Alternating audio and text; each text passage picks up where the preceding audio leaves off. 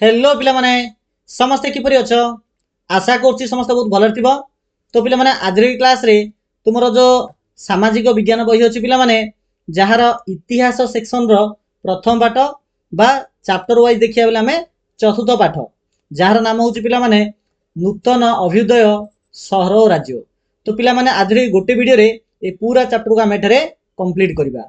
ठीक अछि पिला माने बुझि पारछ ना जेते बेले मन रखितो पिला माने इतिहास रे राज्य और सहर गठन कथा जदि आसीबो तेबे एठारे पिला माने गोटे कैरेक्टर निश्चित आसीबो तांको ना होउची अर्थशास्त्र कौटिल्य जाको हमें चाणक्य बोली मते कहि परिबा। तो मन रखितो पिला माने चाणक्य कहउचंदी गोटे एमितिका गोटे व्यक्ति जे कि सहर किपरि तयारी हबो राज्य किपरि तयारी हबो राजांकर कर्तव्य कोन अटे राजा कोन अप्रोच आपणैले बा केउ प्रकार काम कले देशर विकास हे परिबो ए सब जिनस पिला माने तांकर अर्थशास्त्र बहिरे से सब किछि लिखिछंती बुझिला ना। तो से कहउचन जे कोनोसी देश बा कोनोसी राज्यर सुरक्षा तार राजधानी बा मुख्य सहर गुड़िकर सुरक्षा उपर निर्भर करथाय। कहिबार अर्थ ला जे गोटे देश बा राज्य सेतेबेले सुरक्षित रहिबो जदि से देश बा राज्यर जो राजधानी थिबो तार जो बड़ बड़ सहर गुड़िक थिबो जदि से जागा जदि सुरक्षित अछि तेबे पूरा देश सुरक्षित। आउ राज्य बा देशर जो भूमि अछि ताहा केवल रहिबा पई किंबा चाष पई एका व्यवहार कल हबनी एहा सहित से राज्यर भूमि प्राकृतिक विपर्यय समय रे निज देशर लोक मानकु किपरि सहाय्य दे परिबो से प्रकार हेबा दरकार। पुणी थरे आउ थरे पिलान कहि रखुची तो राज्यर भूमि बा जमी केवल रहिबा पई किंबा चाष उपयोगी हेले ही केवल हबनी इमिति राज्यटा को गढ़थिया पड़ियो जे जेतेबेले जदि प्राकृतिक विपर्यय आसीबो भूमिकंप बन्या बात्या मरुडी जदि आसीबो तेबे तांकर राज्य बा तांका राज्यर भूमि इमिति सेट हे दिया दरकार जे लोक मानकु सहाय्य मिल पारथुबो। पुणी सेई भूमि कृषि पई उपयोगी भी हेबा दरकार जहा द्वारा अरे चाष हेले तो पनिपरिबा आदे हेले तो लोक ने खाइबा बंचिबे तो सेथि पई मते चाष भी होउथिया दरकार ता सहित से जमी रे खଣି भी थिबा दरकार मिछि बहुत गुडे हमर जो धातव पदार्थ गुड़िक अच्छी ताहा उत्पादन होउथिया पड़िबो ता सहित सेई भूमि रे जंगल भी थिबा दरकार काइना जे जंगल रहिबो बेले हाथी भड़िया बड़ बड़ प्राणी मानक पई खाद्य सफिशिएंट मिल परिबो। हाथी ताले कोन दरकार कि हां राज्य पे हाथी भी दरकार काइना से समय रे पिला माने अतीत रे गोटे देश अन्य देश सहित जते झगड़ा होउतला बा युद्ध होउतला तो हाथी भलिया प्राणी को व्यवहार करा जाउतला। तो हाथी भली पशु मानक बासस्थान पई उपयोगी हेबा सहित गोचर पई गोचर अर्थ होची गाई चरिया पे माने पशु पक्षी माने जो घास भास खांती ताको हमें गोचर भूमि कहबा तो गोचर भूमि मध्ये रहिबा को पड़िबो। एहा जल निमित्त केवल वर्षा उपरे निर्भर करबा उचित नहे मींस एही जो जमी थिबो बाई जो भूमि थिबो ए भूमि रे जो चाष हबो से चाष करिया पे लोक ने केवल वर्षा उपरे ही निर्भर कर नथिबे माने जमी की पानी आसिया पई माध्यम केवल वर्षा का नथियो केनाल फेनाल मध्ये थिबा उचित। एही जमी रे बा एही भूमि रे गमनागमन पई स्थलपथ थिबा दरकार आ उत्तम जलपथ मध्ये रहिबा दरकार। एठाकार भूमि रु उत्पादित सामग्री जहा कि अर्थनैतिक अभिवृद्धि रे सहायक हेबा सह एठारे व्यापक किसमर पण्य द्रव्य मध्ये मिल परिबो मींस कहबार अर्थ होची देश रे केवल चाष करिकि खाली पनिपरिबा आदाय करले हबनी आमे विभिन्न प्रकार जो धातव पदार्थ गुडी को व्यवहार करी अन्य जिनस मते तयारी करिया को पड़िबो जहा द्वारा देशर अर्थनीति सुदृढ़ हे परिबो। तो पिला माने हमर चाणक्य बा कौटिल्य इमिति सहर राज्य को नहीं बड़ा स्टेटमेंट गोटे देइथिले। ठीक है ना पिला माने तो पिला एही पाठरा में एही रिलेटेड किछि हमें देखिबा जाउछे। तो सर्वप्रथम पिला माने आरंभ करिबा जे प्रथम नगरीकरण आ द्वितीय नगरीकरण पिला माने एही जो चैप्टरटा मुख्यतः हमर द्वितीय नगरीकरण ऊपर पूरा अधिक फोकस हेगिर अछि कि हमें प्रथम नगरीकरण विषय मध्ये टिके आलोचना करिबा। तो पिला माने तमे क्लास 6 रे ऑलरेडी हरप्पा सभ्यता आ महेंद्र सभ्यता विषय पढथिबो। तो हरप्पा सभ्यता महेंद्र सभ्यता पिला माने ख्रीष्टपूर्व पिला माने 2500 ख्रीष्टपूर्व को पिला माने हमें बीसी बोली कहबा। तो मन रखितो मु जोडे बीसी लिखिबी तमे एटा को बुझिबो ख्रीष्टपूर्व बुझियला। वर्तमान पिला माने हमर 2026 मसिया चलछि नै कि जीशु ख्रीष्ट ए टाइम जीशु ख्रीष्ट मनकर एही पोजीशन रे जन्म होइछन्ती बेले एबे हमें 2026 रे अछि एडा हला पिला माने जीशु ख्रीष्ट जेबे जन्म होइतिले बुझियला ना। तो जीशु ख्रीष्ट जन्म होबार पूर्व समय जागु पिला माने हमें बीसी बोली कहबा बा ख्रीष्टपूर्व बोली कहबा आ परवर्ती समय को हमें ख्रीष्टाब्द बोली कहबा। ठीक अछि जाको हमें सीई बोली कहबा हला कि कॉमन एरा एटा बिफोर कॉमन एरा इंग्लिश रे मिदी को होउची बा ख्रीष्टपूर्व ख्रीष्टाब्द बोली को होउची। तो मु जो कहउची जे हमर जो हरप्पा महेंद्र सभ्यता पिला माने गढी उठतिला प्राय 2500 बीसी पूर्वरु मींस जीशु ख्रीष्ट जेबे जन्म होले तार पिला माने 2500 वर्ष पूर्वरु मनगर ए टाइम पीरियड होची 2500 बीसी बेले आज की पिला माने केते वर्ष जानछ ना देखो एइडु एति की हला 2026 वर्ष एडू एति 25 वर्ष मीन आज की प्राय केते वर्ष हम पिला माने पाखापाखि पिला माने 4500 रु 4600 वर्ष पूर्वे पिला माने हमर सिंधु सभ्यता बा हरप्पा सभ्यता एक्जिस्ट करूथला बुझिला ना। तो देखो प्राय 25 वर्ष पूर्वे बा 25 वर्ष ख्रीष्टाब्द पूर्वे एई जो प्रथम नगरीकरण थिला जोटा कि हरप्पा सभ्यता बा सिंधु सभ्यता समय रे प्रथम नगरीकरण होइतिला पिला माने केउंठी होइतिला जदि हम पिला माने भारतर मानचित्र को देखिबा तबे देखो बिले एटा होचे हमर जम्मू काश्मीर एठी पिला माने हमर सिंधु नदी प्रवाहित होइची हेलै ए सिंधु नदी कूल रे पिला माने हरप्पा सभ्यता गढी उठिला बुझिला आज की माने 2500 बीसी बा आज की 4500 वर्ष पूर्वे। तो से जो सहर थिला पिला माने पूरा योजना बा प्लानिंग रो सहित सहर गुडी को तयारी कर दैथिला आ से समय रे रास्ता गुडी को पिला माने बहुत सुनियोजित भाव रे रास्ता तयारी हितला मींस रास्ता गुडी को पूरा हमर वर्गाकृति माने रास्ता इमिति इमिति 90 डिग्री मीन छेद करथुला माने बहुत बढ़िया सुनियोजित भाव रास्ता गुडी को तयारी हितला आ रास्ता गुडी को एकदम चकाचक थिला और पिला माने घरु जो अळिया आवर्जना बाहरथुला ताकू निष्कासन करिया पे मद व्यवस्था थिला माने नाला फालार मद व्यवस्था थिला ता सहित पिला माने से समय रे घर गुडी को बहुत बड़ बड़ थिला एटा पिला माने मु कहूची हरप्पा सभ्यता जेतेल थिला माने प्रथम नगरीकरण जेतेल चलथिला से समय रे बोले हरप्पा सिंधु सभ्यता टाइम पीरियड रे घर गुडी को मद पिला माने बहुत बड़ बड़ थिला मार्केट मद थिला मींस लोक ने जहा उत्पादन करथुले मार्केट जाके पिला माने बिकुथुले मद ता सहित समाज रे कुशली कारीगर थिले मींस किछि कुंभार लोक थिले जो माने कि माटी गढ़ई काम करथुले किछि बुनाकार थिले जो माने कि कपड़ा फपड़ा सिला सिली करथुले आ धातुकार भी थिले जो माने कि माने माटी खोली की जो धातु बाहरथुला सेत्रे पिला माने भिन्न प्रकार जिंस मद तयारी करूथुले ठीक अछि ना। ता सहित पिला माने लेखा लेखी व्यवस्था भी थिला आ समाज रे लोक मानकू मैनेजमेंट करिया पई परिचालन करिया पई उपयुक्त हमर प्रशासनिक व्यवस्था मध्य से समय रे थिला। तापरे पिला माने जेतलो ख्रीष्टपूर्व 2000 आसिला ख्रीष्टपूर्व 2000 बेले आज की प्राय 4000 वर्ष पूर्वे ए पीरियड टा जदी मु 2500 बीसी धरिबी पिला माने तो एडा हबा हम ख्रीष्टपूर्व 2000 अर्थात पिला माने आज की प्राय 4000 वर्ष पूर्वे ठीक अछि। तो आज की प्राय 4000 वर्ष पूर्वे ए जो प्रथम नगरीकरण थिला पिला माने ता धीरे धीरे पतन हेबाउ लागिला पतन अर्थ नष्ट हेबाउ लागिला सहर गुडी को पिला माने किछि कारण जोगु पूरा नष्ट हे गेला पूरा छाड़खाड़ हे गेला पिला माने ता सदा आउ जो लोक माने रहिले से माने एही हरप्पा सभ्यतार जो शहरीकरण गुडी को छाड़ी की ग्रामांचल को पळेले आ आगामी पिला माने 1000 वर्ष पर्यंत एही एरिया रे आ कोनोसी सहर देखिबा को मिलिला नाही मु कहर अर्थ ला जे एठा जो मन 2000 बीसी रे हमर सहर गुडी को नष्ट होला आगामी 1000 वर्ष पर्यंत बेले प्राय 1000 बीसी पर्यंत बुझिला ना बेले आज की प्राय 3000 वर्ष पूर्वे कौन कहली बुझेला ना। तो 2000 बीसी रु आरंभ करके 1000 बीसी पर्यंत कौनसी सहर आउ देखा गला नाही हमर एही जो सिंधु नदी कूल रे आउ कौनसी सहर देखिया को मिलला नाही ठीक अछि। तापर आसे पिला माने हमर द्वितीय नगरीकरण तो एही ग्राफ रा पिला माने देखि दियो पिला माने हमर ए जो देखु जे जाको सब जाको पिला माने बीसी अटे हेले बीसी अर्थ होची ख्रीष्टपूर्व अटे सब जाक पिला माने ख्रीष्टपूर्व अटे जो टाइम पीरियड देखुचो आउ एइटा पिला माने बोधे थिबो ए जागा रे बोधे यीशु ख्रीष्ट जन्म होइथिबे आउ परे पिला माने हमर कॉमन एरा आरंभ होइथिबो आ जाको हमें ख्रीष्टाब्द बोली कहबा ता पूर्वर सब जाक पिला माने ख्रीष्टपूर्व ठीक अछि ना ओके पिला माने देखो तो हमर एठी देला पिला माने 1900 बीसी देला 1900 बीसी पूर्व हरप्पा सभ्यता एक्जिस्ट करथले मींस एपटार जदि हमें जीवा पछकु जीवा तबे हरप्पा सभ्यता थिला 1900 बीसी आसु आसु हरप्पा सभ्यता पूरा ध्वंस पाई गला हरप्पा सभ्यता पूरा ध्वंस पाई गला आ प्राय पिला माने एडे 1900 बीसी रु जदि हम 1000 मिसे देबा पिला माने माने खाइला एड जदि हमें जीवा तबे हमें पहुंचे पिला माने प्राय 1100 1200 बीसी आसीबा तो ए पर्यंत पिला माने ए पर्यंत ए टाइम पीरियड रे कोनोसी सहर एक्जिस्ट करू नथिला भारत रे ए टाइम पीरियड पर पिला माने धीरे धीरे शहरीकरण हेबा आरंभ हैला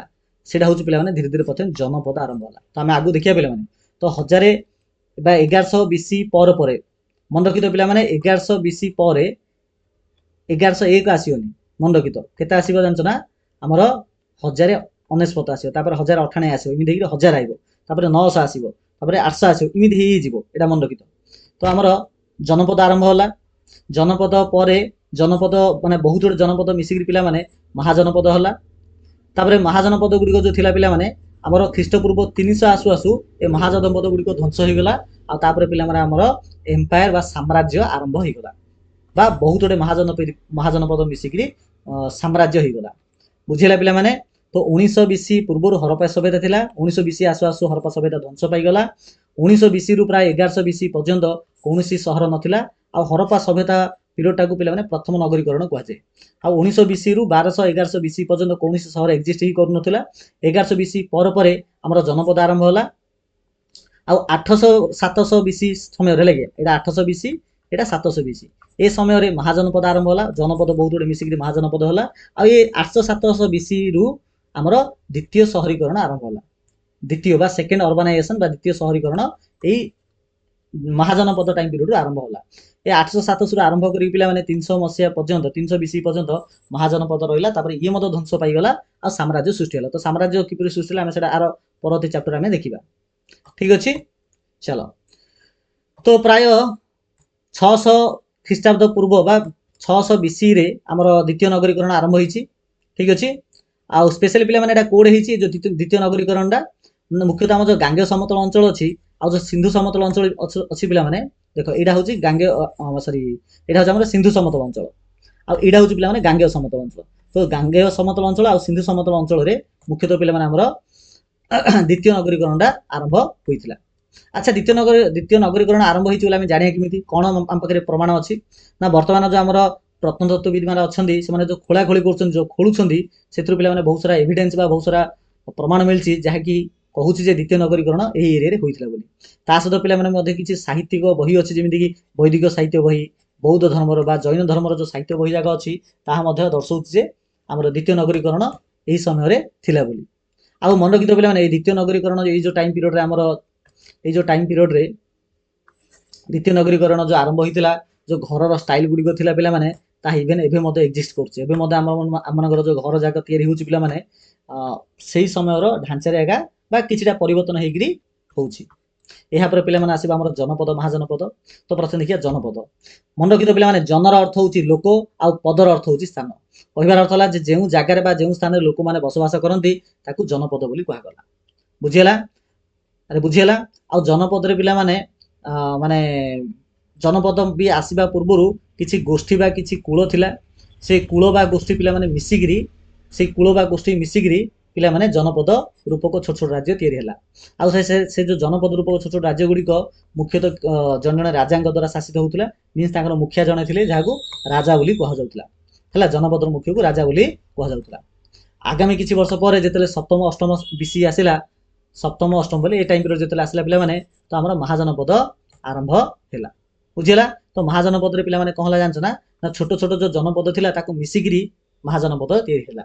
ହେଲା, ଆଉ ମହାଜନପଦ ଗୁଡିକ ପିଲାମାନେ ବଡ ବଡ ରାଜ୍ୟ ହେଲା। ଯେତେବେଳେ ପିଲାମାନେ ଆମର ପିଲାମାନେ ଭାରତରେ 16ଟା ପିଲାମାନେ ମହାଜନପଦ ଥିଲା, ଯୋଉଟା ଦେଖିପାରିବ। ଦେଖ ଏଠାରେ ଦେଖ ପିଲାମାନେ ଏଇଟା ଆମର 16ଟା ମହାଜନପଦ ଦେଇଛି। ହେଲା, ଏତିକି ପ୍ଲସ୍ ଆମର ଏଡି ବି ଅଛି। ଦେଖ ଆମର ସିନ୍ଧୁ ଉପତ୍ୟକା ଅଞ୍ଚଳରେ ବା ସିନ୍ଧୁ ଅଞ୍ଚଳରେ ଦେଖ କାମ୍ବୋଜ, ପୁଷ୍ପଳାବତୀ, ଗାନ୍ଧାର, ତକ୍ଷଶିଳା, ହେଲେ ଗାନ୍ଧାର, ତକ୍ଷଶିଳା, କାମ୍ବୋଜା ଏ ଯାକ ଗୋଟେ ଗୋଟେ ମହାଜନପଦ ଅଟେ। ସେମିତି କୁରୁ ହେଲା କି, ତାପରେ ପାଞ୍ଚାଳ, ଶ୍ରୀବତ୍ସୀ, ବେଦୀ, କୌଶୁମ୍ବୀ, ମଗଧ, ଅଙ୍ଗ, ଭୋଜି, ଅବନ୍ତୀ ହେଲା କି, ମତ୍ସ୍ୟ, ଏମିତି ପିଲାମାନେ ବହୁତ ଗୁଡେ ମହାଜନପଦ ଆମର ଅଛି। ଆ ଭିତରୁ ପିଲାମାନେ ଯଦି ପ୍ରମୁଖ ମହାଜନପଦ କଥା କହିବା ମଗଧ, କୋଶଳ, ଅବନ୍ତୀ, ବତ୍ସ୍ୟ, ଗାନ୍ଧାର, ଅଙ୍ଗ ଏ ଯାକ ପିଲାମାନେ ପାୱାରଫୁଲ ମହାଜନପଦ ଗୁଡିକ ଥିଲା। ଠିକ ଅଛି ନା? ଏବେ ଆମେ ଦେଖିବା ଗାଙ୍ଗେୟ ସମତଳ ଅଞ୍ଚଳର ଗୁରୁତ୍ୱତା କଣ। ମାନେ କହିବାର ଅର୍ଥ ହେଲା ଯେ ଏ ଯୋଉ ଗାଙ୍ଗେୟ ସମତଳ ଅଞ୍ଚଳରେ କାହିଁକି ମହାଜନପଦ ଗୁଡିକ ଗଢି ଉଠିଥିଲା।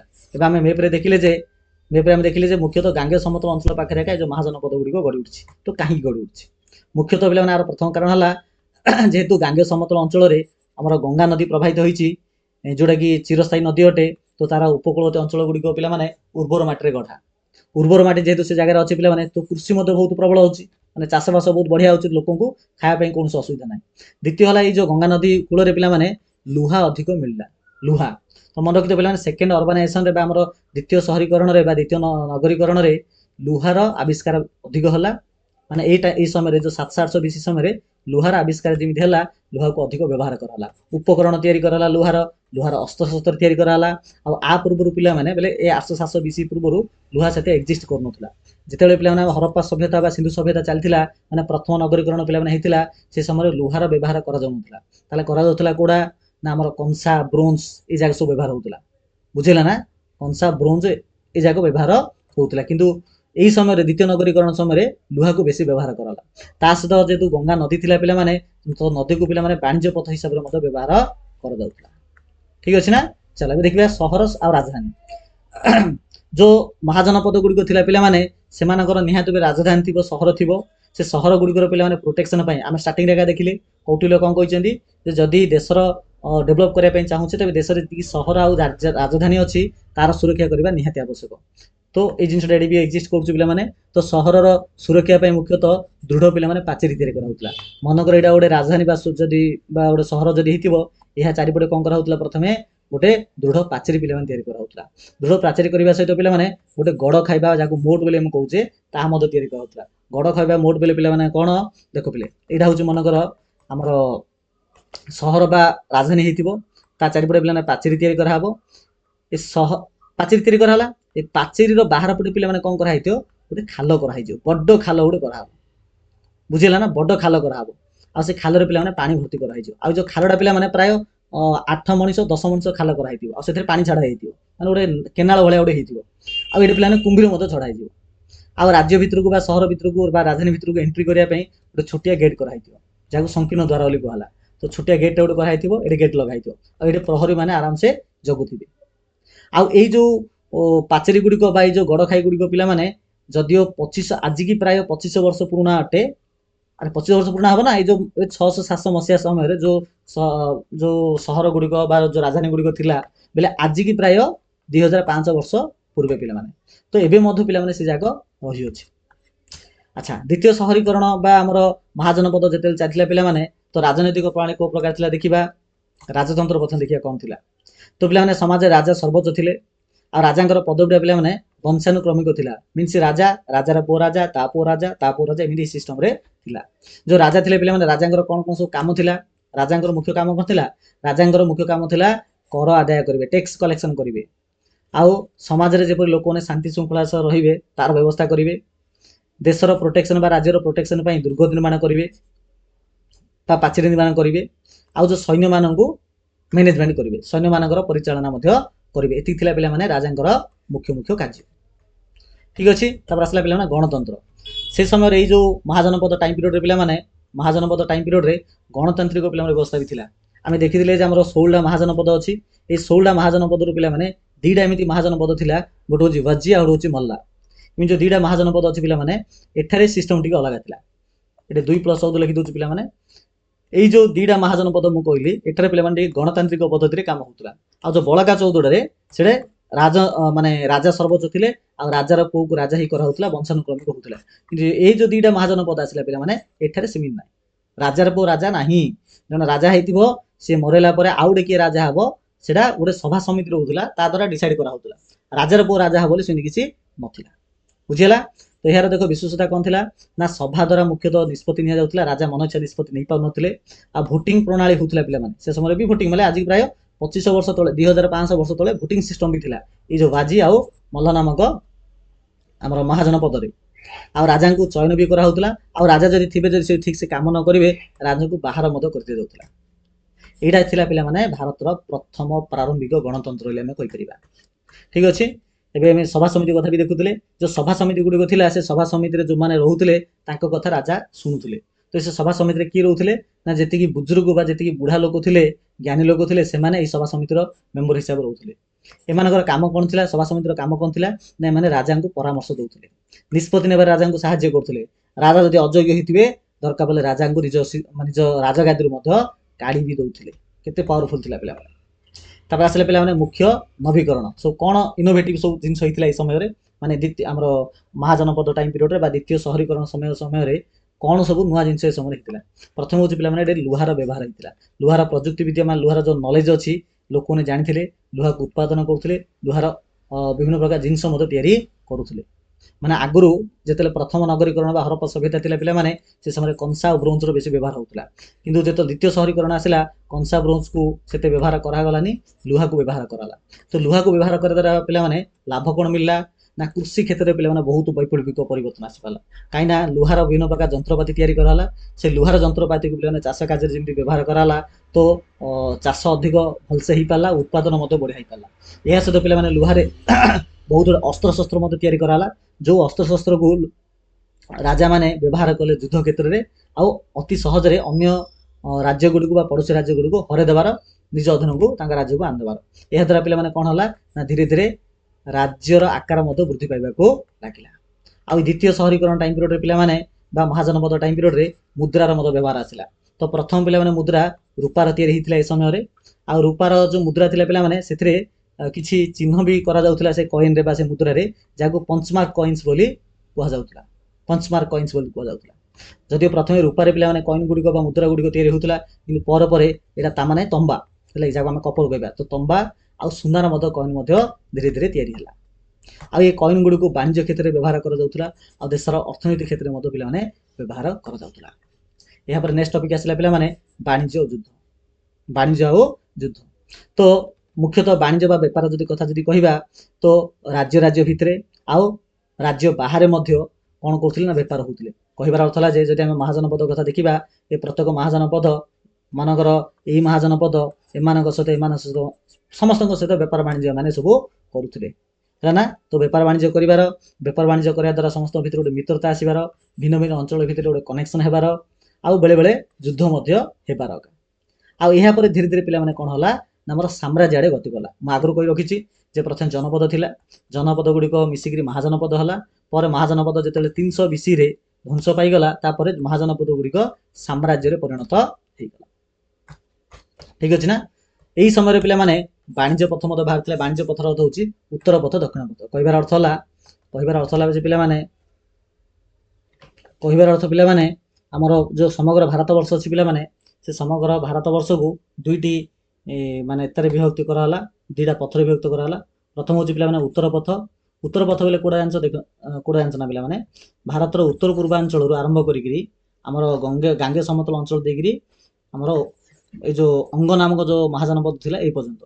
ଗୋଟେ ମ୍ୟାପ୍ରେ ଏଠି ଛୋଟ କରିଦେଉଛି ପିଲାମାନେ, ଦେଖ ଏପରି ଏଇଠି ପିଲାମାନେ ପୁରା ରାସ୍ତା ଥିଲା, ଯାହାକୁ ଆମେ ଉତ୍ତର ପଥ ବୋଲି କୁହାଯାଉଥିଲା। ଉତ୍ତର ପଥ ହେଲେ କି ଉତ୍ତର ପଶ୍ଚିମାଞ୍ଚଳ ଆରମ୍ଭ କରିକିରି ଗାଙ୍ଗେ ସମତଳ ଅଞ୍ଚଳ ଦେଇକିରି ପୂର୍ବ ଭାଗ ପର୍ଯ୍ୟନ୍ତ ଏଇଟା ଥିଲା ଉତ୍ତର ପଥ। ଆଉ ଗୋଟେ ହେଉଛି ପିଲାମାନେ ଦକ୍ଷିଣ ପଥ। ତ ଦକ୍ଷିଣ ପଥ କ'ଣ ଦେଖ, ଦକ୍ଷିଣ ପଥ ଆମର ଉତ୍ତର ଭାଗରୁ ଆରମ୍ଭ କରିକିରି ଏମିତି ଅସ୍ମାକ ଦେଇକିରି ଏମିତି ପୁରା ଦକ୍ଷିଣ ପର୍ଯ୍ୟନ୍ତ ପିଲାମାନେ ଆସିଥିଲା। ଏଟାକୁ ଦକ୍ଷିଣ ପଥ କୁହାଉଥିଲା। ଏଟାକୁ ଉତ୍ତର ପଥ, ଏଟା ଦକ୍ଷିଣ ପଥ, ଏମିତି ଦୁଇଟି ପଥ ମଧ୍ୟ ଥିଲା ପିଲାମାନେ। ଏ ପଥ ରହିବା ଦ୍ୱାରା ପିଲାମାନେ ସୁବିଧା କ'ଣ ହେଲା ନା ଅନ୍ୟ ଜାଗା ସହିତ ବା ଅନ୍ୟ ଅଞ୍ଚଳ ସହିତ ବାଣିଜ୍ୟ ବେପାର ବହୁତ ଅଧିକ ହେଇପାରିଲା। ଆଉ ଯେହେତୁ ଲୋକମାନେ ଗୋଟେ ଜାଗାରୁ ଅନ୍ୟ ଜାଗାକୁ ଗଲେ ତ ନିଜ ସହିତ ନିଜର ସଂସ୍କୃତି ମଧ୍ୟ ଧରିକି ଗଲେ। ମାନେ କହିବାର ଅର୍ଥ ହେଲା ଯେ ମନର ପିଲାମାନେ ଏଇ ଜାଗାର ଲୋକମାନେ ଯେତେବେଳେ ଏଇଠିକି ଆସିଥିବେ ତ ଏଇଠାରୁ ଲୋକମାନେ ନିଜର ସଂସ୍କୃତି ଧରିକି ଆସିଥିବେ। ଏଇଠାରୁ ଲୋକମାନଙ୍କ ସହିତ କଥାବାର୍ତ୍ତା ହେବା ଦ୍ୱାରା ଏମାନଙ୍କର ସଂସ୍କୃତି ଏମାନଙ୍କ ସହିତ ମିଶିବ ଆଉ ଏମାନଙ୍କର ସଂସ୍କୃତି ଏମାନଙ୍କ ସହିତ ମଧ୍ୟ ମିଶିବାର। ତ ଏ ପ୍ରକାର ସଂସ୍କୃତିର ମଧ୍ୟ ବିନିମୟ ହେଇପାରିଲା। ଅନ୍ୟ ଅଞ୍ଚଳର ବିକାଶ। ଅନ୍ୟ ଅଞ୍ଚଳର ଅର୍ଥ ହେଉଛି ଆମେ ପୂର୍ବ ଭାରତକୁ ଦେଖିବା, ଦେଖା ଏଇଟା ହେଉଛି ପୂର୍ବ ଭାରତ ଯୋଉଠିକି ଓଡ଼ିଶା ପିଲାମାନେ ଅଛି। ତ ଓଡ଼ିଶା ବିଷୟରେ ମେନସନ୍ କରାଯାଇଛି। ତ ପୂର୍ବ ଭାରତରେ ପିଲାମାନେ ଶିଶୁପାଳଗଡ଼ ବୋଲି ଗୋଟେ ଅଞ୍ଚଳ ଥିଲା। ଆଉ ବର୍ତ୍ତମାନ ସେ ସମୟର ଶିଶୁପାଳଗଡ଼କୁ ପିଲାମାନେ ବର୍ତ୍ତମାନର ଭୁବନେଶ୍ୱର ବୋଲି କୁହାଯାଏ। ଅର୍ଥାତ୍ ବର୍ତ୍ତମାନ ଯେଉଁ ଓଡ଼ିଶା ରାଜଧାନୀ ଭୁବନେଶ୍ୱର ଅଛି, ଏହାକୁ ଆଜିକି 2500 ବର୍ଷ ତଳେ ବା ଖ୍ରୀଷ୍ଟପୂର୍ବ 500-600 ସମୟରେ ଶିଶୁପାଳଗଡ଼ ବୋଲି କୁହାଯାଉଥିଲା। ଆଉ ଶିଶୁପାଳଗଡ଼ ଯେଉଁ ଥିଲା ପିଲାମାନେ, ତାର ଯଦି ଆମେ ଡାଇଗ୍ରାମ ଦେଖିବା ପାଇଁ ଚେଷ୍ଟା କରିବା, ଦେଖ ବହିରେ ବି ତମର ଦେଇଛି ଡାଇଗ୍ରାମ ହିସାବରେ।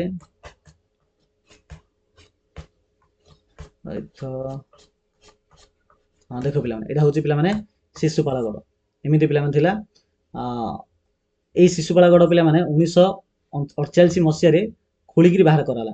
ମାନେ ଆଜିକି ଯେଉଁ 2500 ବର୍ଷ ତଳେ ଯେଉଁ ଥିଲା, କିନ୍ତୁ ସମୟ ଅନୁଯାୟୀ ଯାକୁ ପୁରା ପୋତି ହେଇଥିଲା। ଆଉ 1948 ମସିହାରେ ଏହାକୁ ଖୋଳିକି ବାହାର କରାଗଲା। ଆଉ ଏଇଗୁଡ଼ିକ ଦେଖିପାରୁଛ ନା କେମିତି ବର୍ଗାକୃତିରେ ଅଛି। ଏ ପୁରା ଅଞ୍ଚଳ ପିଲାମାନେ ବର୍ଗାକୃତିରେ ଅଛି, ମାନେ ବର୍ଗଚିତ୍ର ଟାଇପ୍ର ଅଛି। ତ ଯୋଜନାବଦ୍ଧ ଭାବେ ସହର ଗୁଡ଼ିକ ତିଆରି କରାଯାଉଥିଲା ବର୍ଗାକୃତି ଆକୃତିର। ଆଉ ବହୁତ ଗୁଡ଼ିଏ ଦୁର୍ଗମାନ ମଧ୍ୟ ତିଆରି କରାଯାଉଥିଲା ଏହାର ସୁରକ୍ଷା ପାଇଁ। ବୁଝିଲା। ତାପରେ ପିଲାମାନେ ଦକ୍ଷିଣ ଭାରତ କଥା ଯଦି ଚିନ୍ତା କରିବା, କାହା କଥା ଚିନ୍ତା କରିବା, ଦକ୍ଷିଣ ଭାରତ କଥା ଯଦି ପିଲାମାନେ ଚିନ୍ତା କରିବା, ମ୍ୟାପ୍ରେ ଦେଖିଲେ ଅଧିକ ଠିକ୍ ରହିବ। ହଁ ଦେଖ যেটা আমি ପିଲାମାନେ ଦକ୍ଷିଣ ଭାରତ କଥା ଚିନ୍ତା କରିବା ତେବେ ଦକ୍ଷିଣ ଭାରତରେ ପ୍ରାୟ 400 BC ସମୟରେ 400 BC ର ଅର୍ଥ ହେଉଛି ମାନେ ଜଷ୍ଟ ମହାଜନପଦ ଧ୍ୱଂସ ହେବା ପୂର୍ବରୁ ତିନିଟା ବଡ଼ ବଡ଼ ରାଜ୍ୟ ତିଆରି ହେଇଥିଲା। ଚୋଳ ରାଜ୍ୟ, ଚେର ରାଜ୍ୟ ଆଉ ପାଣ୍ଡ୍ୟ ରାଜ୍ୟ। ଏଇ ତିନିଟା ରାଜ୍ୟ ମୁଖ୍ୟତଃ ଏଇ ଦକ୍ଷିଣ ଭାରତରେ ରହିଥିଲେ। ଆଉ ଏମାନେ ଭାରତ ସହିତ ବେପାର ବାଣିଜ୍ୟ କରିବା ସହିତ ଅନ୍ୟ ଦେଶମାନଙ୍କ ସହିତ ବେପାର ବାଣିଜ୍ୟ ମଧ୍ୟ କରୁଥିଲେ।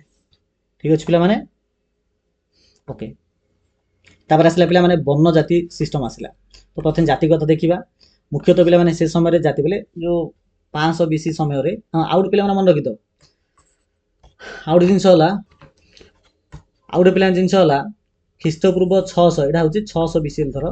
ଏ 600 BC ସମୟରେ ପିଲାମାନେ ଆମର ବୌଦ୍ଧ ଧର୍ମ ଆଉ ଜୈନ ଧର୍ମ ପ୍ରଚାର ହେଇଥିଲା। ଯୋଉ ମହାବୀର ଜୈନ ଆଉ ଗୌତମ ବୁଦ୍ଧ ପିଲାମାନେ ଏଇ ସମୟରେ ଜନ୍ମ ହୋଇଥିଲେ। ଆଉ ବା ବୌଦ୍ଧ ଧର୍ମ ଜୈନ ଧର୍ମ ମଧ୍ୟ ଏ ସମୟରେ ହିଁ ଆରମ୍ଭ ହୋଇଥିଲା। ଆଉ ଏ ଟାଇମ୍ ପିରିୟଡ଼ରେ ଏକା ଏସବୁ ଘଟଣା ଆମେ ଯୋଉଟା ପଢୁଛେ ଏବେ, ଏ ଯୋଉ ବନଜାତି ସିଷ୍ଟମ ମଧ୍ୟ ପିଲାମାନେ ଏଇ ସମୟରେ ଏକା ଆରମ୍ଭ ହୋଇଥିଲା। ତ ଜାତି ମୁଖ୍ୟତଃ ପିଲାମାନେ ବୃତ୍ତିକୁ ଆଧାର କରିଥିଲା, ପେଶା ବା ବୃତ୍ତିକୁ ଆଧାର କରିଥିଲା, ମାନେ ଯିଏ ଯୋଉ କାମ କରୁଥିଲା ସେ ପ୍ରକାର ତା ଜାତି ଥିଲା। ଆଉ ଏ ଯୋଉ ବୃତ୍ତିଟା ପିଲାମାନେ ପିଢ଼ି ପରେ ପିଢ଼ି ଟ୍ରାନ୍ସଫର ହଉଥିଲା। ମିନ୍ସ ମନେକର ମୋ ଜେଜେବାପା ମନ ଯୋଉ କାମ କରୁଥିବେ ସେଇଟା ମୋ ବାପାଙ୍କ ପାଖକୁ ବି ଆସୁଥିଲା, ମୋ ପାଖକୁ ମଧ୍ୟ ଆସୁଥିଲା। ତ ଏମିତି ପିଢ଼ି ପରେ ପିଢ଼ି ଚାଲିଥିଲା। ଯେମିତି ଚାଷ କାମ, ବେପାରୀ, ବିଜନେସ୍ କରିବା, କମାର କାମ ଇତ୍ୟାଦି, ଏସବୁ ପିଢ଼ି ପରେ ପିଢ଼ି ମଧ୍ୟ ଟ୍ରାନ୍ସଫର ହେଇକିରି ଯାଉଥିଲା। ଆଉ ଯଦି ବର୍ଣ୍ଣ କଥା ଆମେ କହିବା, ବର୍ଣ୍ଣ ସେ ସମୟରେ 4 ପ୍ରକାର ଥିଲା: ବ୍ରାହ୍ମଣ, କ୍ଷତ୍ରିୟ, ବୈଶ୍ୟ ଆଉ ଶୂଦ୍ର। ମୁଖ୍ୟତଃ ବ୍ରାହ୍ମଣ କୋଉମାନେ ଥିଲେ ପିଲାମାନେ ନା ପୂଜାରୀ ଆଉ ଶିକ୍ଷକ ଯୋଉମାନେ ଥିଲେ ସେମାନଙ୍କୁ ବ୍ରାହ୍ମଣ ବୋଲି କୁହାଯାଉଥିଲା। ଆଉ ଯୋଉମାନେ ଯୁଦ୍ଧ କରୁଥିଲା, ଯୋଉମାନେ ରାଜା କ୍ୟାଟାଗୋରୀ ଥିଲେ ସେମାନଙ୍କୁ କ୍ଷତ୍ରିୟ ବୋଲି କୁହାଯାଉଥିଲା। ଆଉ ଯୋଉମାନେ ବିଜନେସ୍ କରୁଥିଲେ, ଯୋଉମାନେ ଚାଷ କାମ କରୁଥିଲେ ସେମାନଙ୍କୁ ବୈଶ୍ୟ ବୋଲି କୁହାଯାଉଥିଲା। ଆଉ ଶ୍ରମିକ ଯୋଉମାନେ ଥିଲେ ଆଉ ଯୋଉମାନେ କଳାକାର କାମ କରୁଥିଲେ ସେମାନଙ୍କୁ ମୁଖ୍ୟତଃ ଶୂଦ୍ର କ୍ୟାଟାଗୋରୀରେ ରଖାଯାଉଥିଲା। ଏଇ ଯୋଉ ବର୍ଣ୍ଣ ଯୋଉ ସିଷ୍ଟମ ପିଲାମାନେ ଥିଲା, ଏହାର ବିଶେଷତା କଣ ଥିଲା ଜାଣିଛ ନା? ଏ ବର୍ଣ୍ଣଟା ପିଲାମାନେ ପ୍ରଥମେ ଫ୍ଲେକ୍ସିବୁଲ ଥିଲା। ଫ୍ଲେକ୍ସିବୁଲର ଅର୍ଥ ହେଉଛି ମନେକର ଜଣେ ଶିକ୍ଷକ ଚାହିଁବ ବେଲେ ସେ ଯୁଦ୍ଧ କରିବାକୁ ମଧ୍ୟ ଯାଇପାରୁଥିଲା। ଜଣେ ରାଜା ଚାହିଁଲେ ଜଣେ ଚାଷୀ ବି ହେଇପାରୁଥିଲା। ଜଣେ ବେପାରୀ ଚାହିଁଲେ ଜଣେ ପୂଜାରୀ ବି ହେଇପାରୁଥିଲା। ଜଣେ ଶ୍ରମିକ ଚାହିଁଲେ ଜଣେ ଶିକ୍ଷକ ବି ହେଇପାରୁଥିଲା। ଜଣେ କଳାକାର ଚାହିଁଲେ ମଧ୍ୟ ଗୋଟେ ଶିକ୍ଷକ କିମ୍ବା ପୂଜାରୀ ମଧ୍ୟ ହେଇପାରୁଥିଲା। କହିବାର ଅର୍ଥ ହେଉଛି ସମସ୍ତେ ନିଜର ପ୍ରଫେସନ ବା ବୃତ୍ତିକୁ ନିଜ ହିସାବରେ ପରିବର୍ତ୍ତନ କରିପାରୁଥିଲେ। କିନ୍ତୁ ଯେମିତି ସମୟ ପିଲାମାନେ ବିତି ଗଲା, ଏ ଫ୍ଲେକ୍ସିବିଲିଟି ଆଉ ରହିଲା ନାହିଁ, କଠୋର ହେଇଗଲା। ମିନ୍ସ ଯିଏ ଯୋଉ କାମ କରୁଥିଲା ସେ କାମରେ ଏକା ରହିଲା। ମିନ୍ସ ଯିଏ କମାର କାମ କରୁଥିବ ସେ ଜୀବନ ଯାକ କମାର କାମ ଏକା କଲା। ଯେ ଶିକ୍ଷକ କାମ କରୁଥିଲେ ସେ ଜୀବନ ଯାକ ଶିକ୍ଷକ କାମ ଏକା କଲା। ଯେ ଯୁଦ୍ଧ କରୁଥିଲା ସେ ଜୀବନ ଯାକ ଯୁଦ୍ଧ ହିଁ କଲା, ଆଉ ପରିବର୍ତ୍ତନ ହେଇପାରିଲା ନାହିଁ। ତ ତାପରେ ଆଉ କଣ ହେଲା ନା ସମାଜରେ କଣ ଅସମାନତା ଆସିଲା ନା ସମାଜରେ କିଛି ଲୋକ ପିଲାମାନେ ଅଳ୍ପ କିଛି ଲୋକ ହିଁ ଶକ୍ତିଶାଳୀ ହେଇ ରହିଲେ, ଅନ୍ୟମାନେ ଦୁର୍ବଳ ହେଇଗଲେ।